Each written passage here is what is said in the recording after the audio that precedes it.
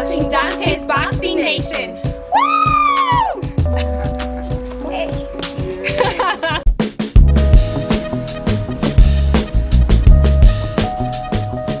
Indoctrination at its finest.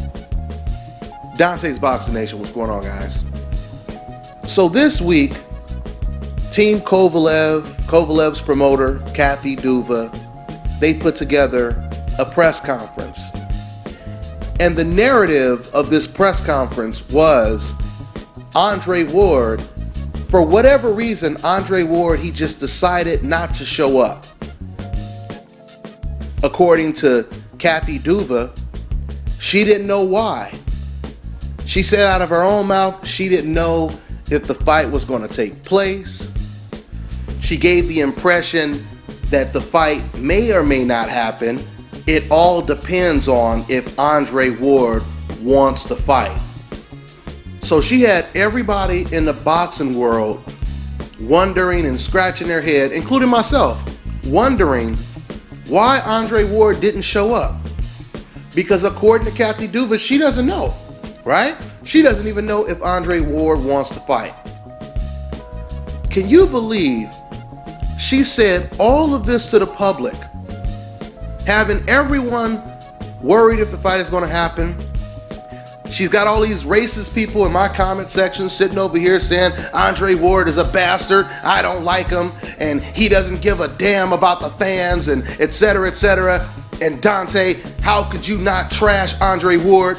You need to call it what it is. You know what type of person Andre Ward is. Don't you stand up for him.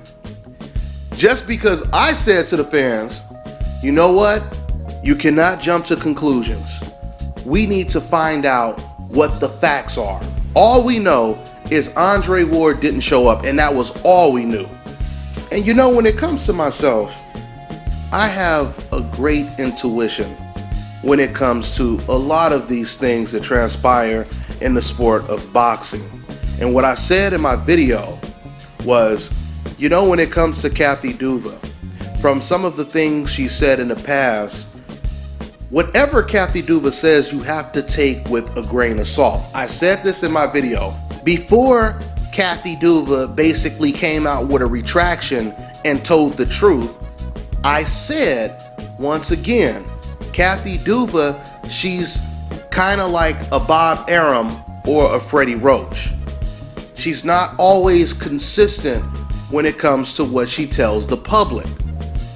And what she was saying at this press conference was straight out of a DCAF's playbook, which is paint the fighter on the coincidental list as if he is completely yellow. He has a permanent yellow streak going down his back. So in other words, according to a lot of the DCAFs in the media and in the boxing world, period, fighters on a coincidental list are supposed to have this genetic predisposed fear of stepping up and facing tougher competition. I tell you guys all the time, it's the same shit, just different names and different dates. That's different names on the coincidental list. We've seen them do this with Floyd Mayweather. When it was Floyd Mayweather that was reaching out to Manny Pacquiao, when it was Floyd Mayweather walking across a basketball court, taking down Manny Pacquiao's phone number, then later on that night, surprising even Pacquiao and Michael Kantz by going over to Manny Pacquiao's hotel room to make this fight a reality. You know who the public said was still afraid? You know who the public said still had a yellow streak going down his spine? No, it wasn't Manny Pacquiao. It was Floyd Mayweather. That's who they said was afraid and trembling. If you don't believe me, because I want people to understand, when I say decafs, it starts all the way from the top and comes down to the bottom. So what that basically means is it's not just decafs in the comment section. You have people all the way at the top of the game that are decafs. That's why I always tell you guys Jim Lampley is the grand wizard of the decafs, because he was one of those decafs who said after Floyd Mayweather, went over and to Manny Pacquiao's hotel room, it was Jim Lampley who said in an interview, and I believe I'm not sure, but I believe Boxing Eagle actually has an interview. And if I can find it, I may put a clip of it up in this video right here. But Jim Lampley clearly says, when he's asked about the Mayweather-Pacquiao situation, he says the fight is not going to happen. Floyd Mayweather is not going to fight Manny Pacquiao. He's going to fight Miguel Cotto in a rematch, etc., etc. Why? Because he's afraid. Because it's a genetic disposition that you cannot change. They did the same thing in the Terrence Crawford versus Victor Postol negotiations. They said that Terrence Crawford, he was afraid to fight and sign the contract against Victor Postol. And now we have Andre Ward. Same thing. Kathy Duva throwing the red meat to all the decafs. They're eating it up, calling Andre Ward out of his name. He's a coward. He's SOB, son of a bitch. He's this and that. Racial slurs that my channel, by the way, automatically blocks, which I tell you guys, I'm going to put some of those comments up eventually. But once again, when they call Andre Ward, Floyd Mayweather, Crawford, and Errol Spence, when they calling them the N-word and all kind of other racial slurs, my YouTube account is automatically set up to filter all of that. So you guys don't see it, but I have thousands of the most racist messages that are in my filter folder that you guys don't see. But YouTube can't catch all of them, so every now and then you guys will see some of those racist messages in the comment section. But anyway, the point I'm making once again, it cannot be a coincidence that Terrence Crawford, Floyd Mayweather, Andre Ward, and any other fighter you can think of is always the fighter that is accused of being afraid or accused of trying to just sabotage a big event. For no reason at all. He's just accused of trying to sabotage a big event. So after promoter Kathy Duva misleads the public to believing that once again Andre Ward doesn't care about the fans and he's not sure if he wants this fight, he has to shake his fears, etc., etc. We find out later on, the same day, by the way, she says she doesn't know where Andre Ward is and if he wants to fight or not. The same day later on, Kathy Duva, she says, we knew a week ago that Andre Ward wasn't going to show up. You knew this all this time, but you wanted to scare people that the fight wasn't going to happen. You wanted to ruin Andre Ward's reputation. You wanted to have fans believe that Andre Ward, he didn't care about the fans.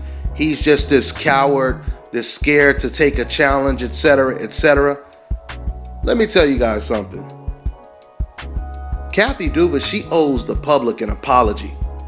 And she owes Team Ward an apology. I mean, if Kathy Duva is a woman of integrity,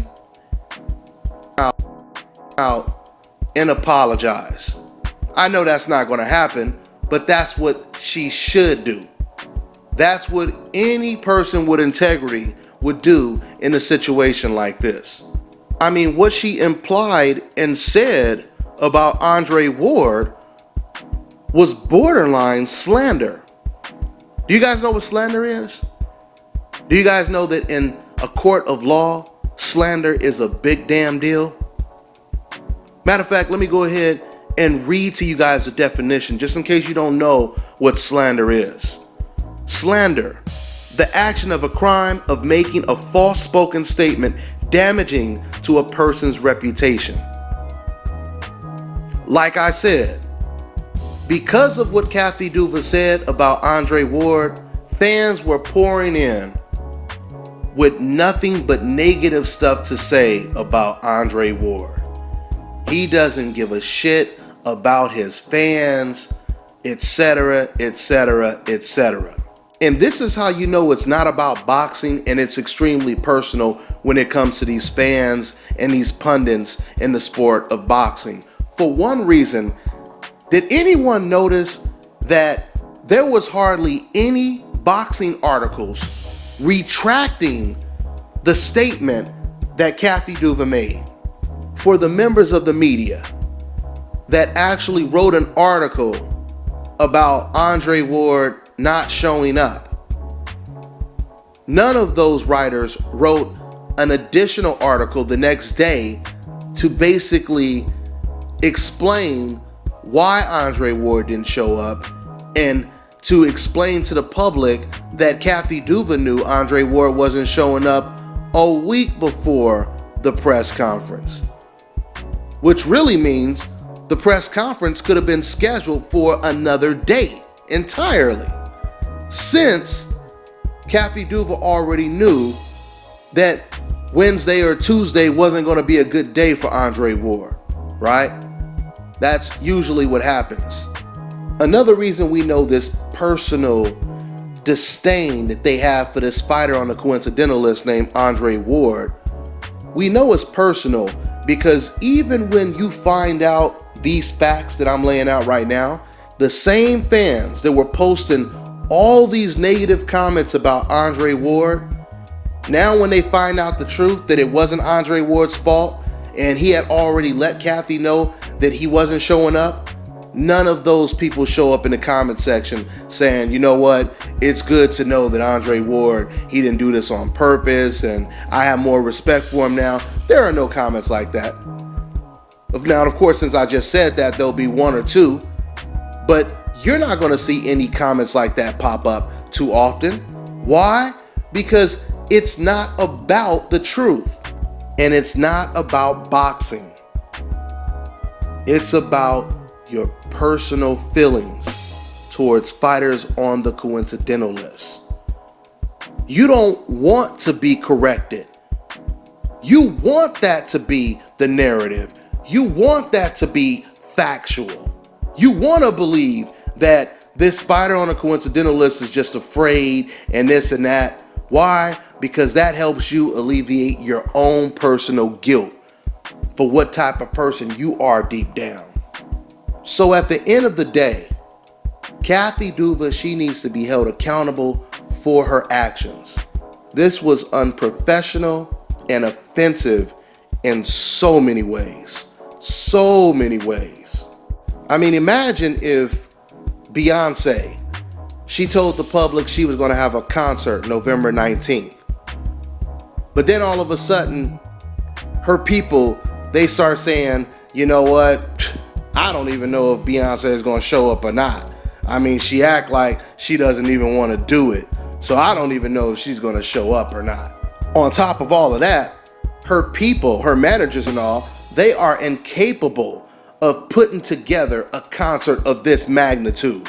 So I just want to let all the fans know right now, don't be surprised if Beyonce doesn't show up the day of the concert. This is pretty much what Kathy Duva just said about Andre Ward. Once again, Kathy Duva, she was basically willing to sink the whole ship just to drown one person. And that person is Andre Ward. You know, when it comes to this situation, this is the reason why I really respect what Al Heyman is doing and everyone that works with Al Heyman, Lou DiBella, even Tom Loeffler. Because Tom Loeffler would never tell people a fight that has already been agreed upon, that both fighters have signed a contract. Tom Loeffler would never say, you know what, I don't know if this fight is going to happen, guys. So if you were expecting to see this fight as great as it is, I don't know if the fight is going to happen. And I'll tell you guys right now, dealing with the other party, it has just been a nightmare, etc., etc. I've never seen Tom Loeffler, Al Heyman, Lou DiBella, or other promoters do things like this, right? It is extremely unprofessional. And once again, going back to my intuition, I told you guys before Kathy Duva made this admission that Andre Ward had already knew about this all along. Before the facts actually came out, I told you guys when I interviewed Kathy Duva, there was a little bit of deception going on where I kept pressing her, asking her about Adonis Stevenson, because she just kept saying, oh yeah, he doesn't want to fight. He's scared. Trust me, it's all his fault and this and that. I said, but elaborate. Explain to me what exactly makes you believe that he's afraid. What did he do in particular, right? Because once again, you know, a lot of times when it comes to a fighter trying to get out of a fight, you'll hear a promoter say stuff like, well, we offered him $1 million and he said, no, give me $8 million. Or you reach out to that team and they hang up on you after about 5 minutes before you could even start discussing a fight. This is usually the type of stuff we hear when someone is really avoiding someone. But when it came to Kathy Duva, like I said, she just kept saying, oh no, trust me, he doesn't want the fight. He does not want the fight. Despite the fact that it was Kathy Duva and Team Kovalev that pulled out of a purse bid to fight against Adonis Stevenson.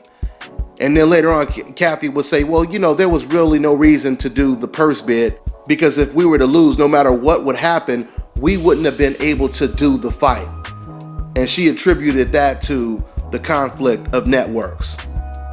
But if you know there will be a conflict of networks and Adonis Stevenson's team, they're not pulling out of a purse bid, but you guys are, doesn't that mean that it's not just Adonis? Doesn't that mean that you're more worried about a network conflict than it being Adonis Stevenson that just doesn't want to fight because he's yellow? Isn't that what that means, Kathy?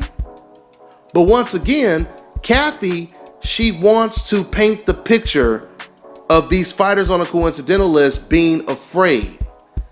You see what I'm saying? On top of that, once again, if we can get Manny Pacquiao versus Floyd Mayweather, which was the same situation, Manny Pacquiao was HBO, Floyd was Showtime, there's no reason why we wouldn't have been able to get a Kovalev versus Stevenson situation, or fight, I should say. So when Kathy kept saying, trust me, Adonis is afraid. Basically, that's what she was saying. I'm paraphrasing. But when she was saying that Adonis is just afraid, etc., and she refused to elaborate and tell the public what really was holding up the fight, she wanted to blame it on one person. So when this whole Andre Ward thing came out, it didn't surprise me because it was very similar to what I've seen her do before. Try to make the fight on the coincidental list look like he is a complete coward and he doesn't care about the boxing fans, but Kovalev, he cares all about the boxing fans.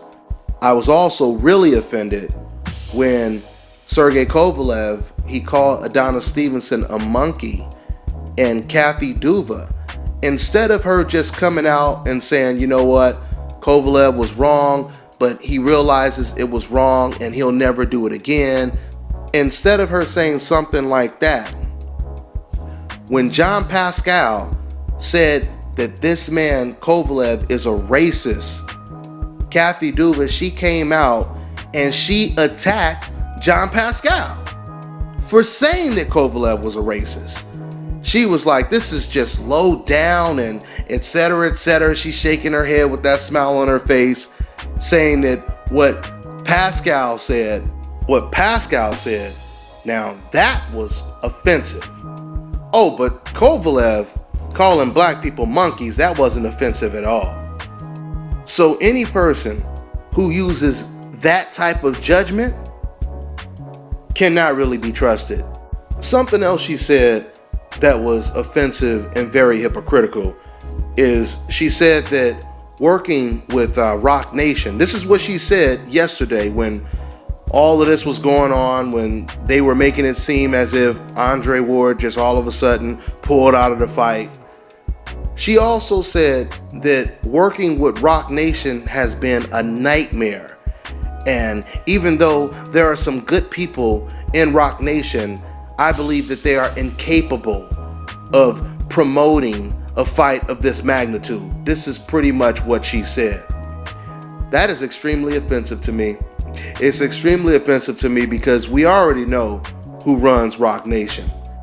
It's also offensive because leading up to that day, Kathy Duva, she had nothing negative to say about Rock Nation. She said the fight is signed, there hasn't been any problems, everything went smooth. All of a sudden, she has an opportunity to be honest and just tell the public, don't worry guys, Andre Ward already said he wasn't going to be here, etc., etc. She had an opportunity to be honest, or she had an opportunity to throw Andre Ward and Rock Nation under the bus and make them look as bad as possible.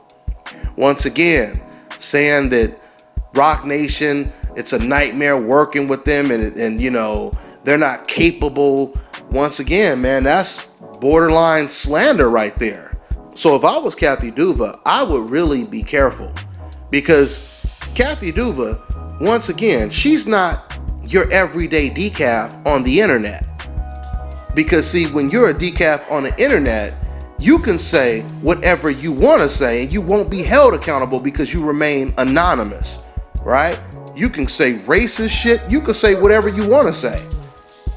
But when it comes to decafs that are not hiding on the internet, things are completely different, because now you become held accountable. And that is what is happening with Kathy Duva right now. Something else I want to talk about when it comes to this misleading narrative of certain promoters not being capable of promoting fights of this magnitude.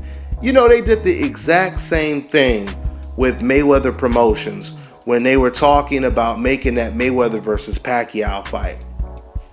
I remember talking to, and once again, man, when it comes to the media, you guys think internet fans of decafs, there are some people in the media that are extreme decafs, and I'll leave it at that. Not all of them. Some of them are knowledgeable boxing fans, but there are some members of the media that are extreme decafs. Okay? So anyway, with that being said, I remember this was like months before the Mayweather-Pacquiao fight came close to being a done deal. And I was talking to a guy who runs one of the biggest websites in boxing. We start talking about Mayweather and Pacquiao and how, you know, Mayweather, he's going to be promoting the fight. You know, he wants Mayweather Promotions to be a part of the promotions. And this guy immediately, he starts spewing so much personal hate. All of a sudden, the expression changed on his face, and he had a look on his face like I was talking about his enemy since he was a child. And all of a sudden, he starts saying to me, well, if Mayweather Promotions is involved, then that's going to be a failure. Because Mayweather Promotions, they have never promoted a fight of this magnitude. So if they're involved, this whole card is going to be a failure. And as we know today, Mayweather versus Pacquiao turned out to not only the fight of the decade, but it turned out to be the biggest, most financial success in boxing history. And you know which promotion team led the event? That's right. It was Mayweather Promotions and Al Heyman that were mainly responsible for putting that fight together. So once again, it all goes back to indoctrination. Try to teach people to not believe what their eyes see and what their ears are actually hearing. Don't believe those cops were beating the shit out of Rodney King. I don't want you to believe, I know that's what you see on the screen, but don't believe it. I want you to believe what I am telling you. Even though you don't see it, Rodney King was actually trying to charge those police officers with his head. I know you don't see it on the screen, but that's actually what's happening right now. And you know, it's funny I tell you guys this, because I remember when this Rodney King case came out, I was a little kid. I was really, really young. And honestly, even though, we see racism everywhere, but I didn't realize the magnitude of racism. I didn't realize how racially divided we were until that Rodney King thing happened, and I was talking to my white friend, because I had a white friend that I used to walk to school with every day. And I remember him telling me, he was like, dude, come on, man. Rodney King, man, he was trying to attack the cops. He did, the cops did nothing wrong, and that's why they were doing that. On top of that, man, he was on drugs and this and this and this and that. That's when I realized there was a serious racial divide.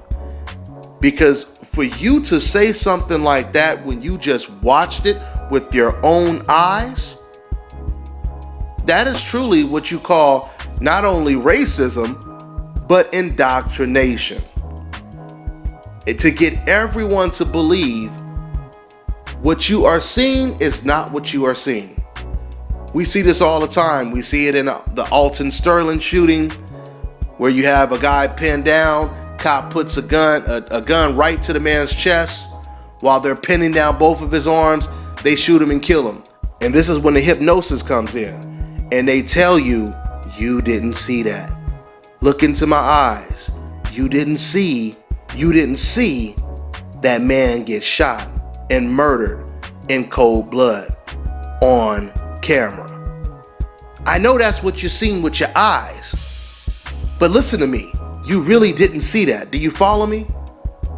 This is how they try to rationalize the ignorance. And the reason why I use those references, because the exact same things happen in boxing. Andre Ward is going on his third fight this year. So far, Andre Ward is more active than fighters like Roman Gonzalez, because Roman has only fought once this year. He's more active than fighters like Manny Pacquiao.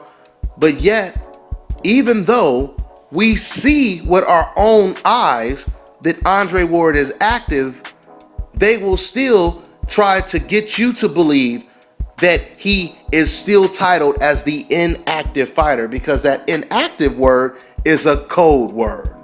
Okay? How else do you explain a fighter that's active, but they're still saying, well, the bad thing about Andre Ward, I mean, of course he's great, and if he was active, he would be pound for pound the best fighter in the world, but he's been inactive, right? Even though he's active, they'll sit over here and they'll tell you that he's inactive, right? Just to discredit him. Even though Andre Ward signed a contract, moved up in weight, did exactly what fans asked him to do, already signed a contract, decafs don't want you to believe that the fight is going to happen. So they tell you, don't believe that contract being signed. The fight still is not going to happen. But these are the same decafs that will tell you that Canelo is going to fight Gennady Golovkin. I can't make this shit up. These are the same decafs that were telling us when Canelo Alvarez, when he flexed his arms after the Cotto fight and he said he's ready to fight Golovkin in May following that Cotto fight, these are the same fans that said, oh, he's going to fight him. You guys just need to calm down. He's going to fight him. So you believe that a fighter like Canelo, who has never signed a contract to fight Golovkin, you believe he's going to fight Golovkin, but you don't believe Andre Ward, who actually signed a contract, who is already fighting light heavyweights. You don't believe he's going to fight Kovalev until he gets into the ring. Yeah, we know what time it is. We know what time it is. This indoctrination, this hypnosis, they do the same thing with other people on the coincidental list. Guillermo Rigondeaux. They say Guillermo Rigondeaux is boring. Once again, now Guillermo Rigondeaux, he's knocked out 3 of his last 4 opponents. Guillermo Rigo versus Amagaza was a war. Rigo got knocked down, and then he ended up stopping the much bigger Amagaza later on in that fight. He knocked out another guy in the first or the second round in China. Then he broke Jazza Dickens' jaw with 1 punch. despite you seeing with your own eyes that Rigo is knocking opponents out.